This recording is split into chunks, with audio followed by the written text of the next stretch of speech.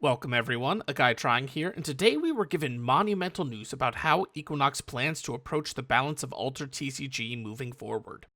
If you want to read the article published by Equinox, a link is in the description. Let's get into it. Equinox have stated that moving forward, inspired by digital games, they plan to release scheduled balance patches for Altered throughout the year to keep the metagame healthy. Plans are currently to have one balance patch with the start of each new season, and then a second at the mid-season point, 2 months in, if needed.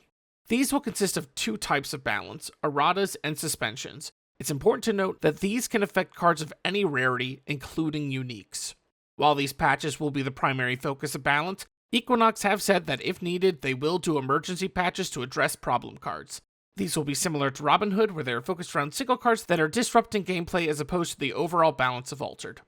There are two types of errata, clerical and mechanical. Clerical erratas have happened numerous times so far in Altered, but you might not have noticed them because they only affect wording and clarification. An example would be the Foundry Axiom Bastion, which had its wording changed to ease confusion. These won't be the focus of the balance patches. Instead, they will be focused on mechanical errata like Robin Hood, that changes effects on the card. These will be the crux of any balance patch and the target the team will aim for. However, Equinox will also be implementing suspensions going forward. These will be bans to cards while the team at Equinox attempts to find a suitable errata so that they may be reintroduced into the game. While these will hopefully be temporary, Equinox have said that cards may be suspended indefinitely or outright banned if needed.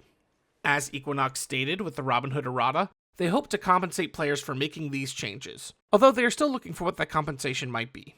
They will update us when they reach a decision, and have assured us that all compensation will be retroactive. These sorts of changes are huge to a game, and Equinox have said they want to engage with the community in these discussions and hope to host State of the Game AMAs on their YouTube where the community can hear directly from game designers and voice their questions and concerns. These will follow the same cadence as the seasonal patches. But this is not all just about things happening in the future, this is happening now. With Trial by Frost, Equinox have released their first set of balance changes. While these might not go into effect for a few weeks, they are considered live for any LGS play. Equinox is also currently moving offices, so I'm unsure if there are any plans to hold an AMA in the near future. I'll go through what exactly changed and give my thoughts on them as we go. The only errata to happen in this patch is an overhaul of Waru and Mack's ability. They have completely lost the ability to create Nordis Recruit, and all bureaucrats must enter a sleep where it was a choice before. My gut reaction is that this is an overcorrection because of Waru's early dominance before the Robin nerf. I feel like Waru was still very powerful, but wasn't meta-breaking. I think either change would have been justifiable, but both together seems a bit overkill at the moment. That being said, Equinox said that they were worried Waru might be too problematic in the future and they wanted to slow down his tempo to what they initially envisioned. The common and rare Ozma have been suspended, while the out-of-faction in Bravos is still able to be used. While not insane in-your-face powerful, Ozma was easy for Sigistmar and Waru to proc and allowed for incredible card advantage. I think this is a perfectly fine suspension.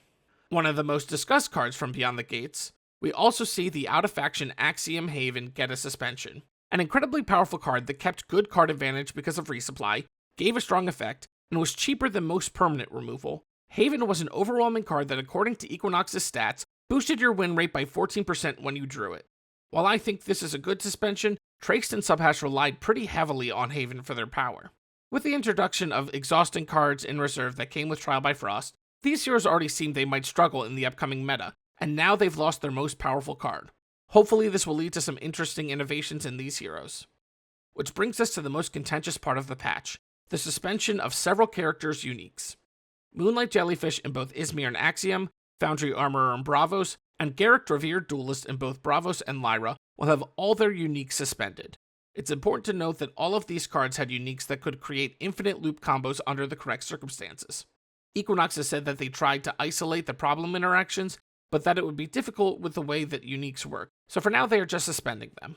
This is going to be the scariest thing for many players, I feel, worrying that their uniques might become invalidated overnight. Especially since these uniques were going for higher prices given how good their effects were. I'm torn on this decision myself. I empathize with anyone who bought these uniques, but this could be healthy for the game in the long run. I don't feel like I have enough data to really discuss the unique situation too much, but it's the trickiest system in the game, and that leads to a lot of complications. How do we keep uniques fun and powerful without making the game potentially pay to win?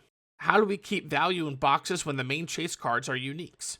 How do we keep uniques from different sets viable and on a level enough playing field? These are just a few of the incredibly complex questions that come with uniques, and I'm happy to be on this side of the game where I only have to ask them and not answer. The game is incredibly young, so we'll have to see where things go from here. Overall, I think balance patches will be good for the game. There have been a number of other TCGs I played that I wish were digital because of how I think balance tweaks would benefit them, so I hope this is a boon for Altered.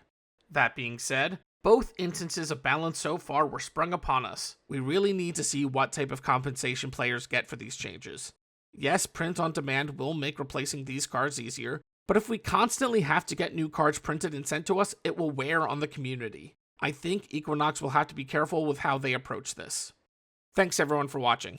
I hope you found this helpful in some way. If you did, feel free to like and subscribe. But if you made it this far, just know that I'm happy you stayed with me this long. Let me know what you think about seasonal patches, these specific changes, and how all of this makes you feel about Altered moving forward. That's all for now, but I hope we see each other again.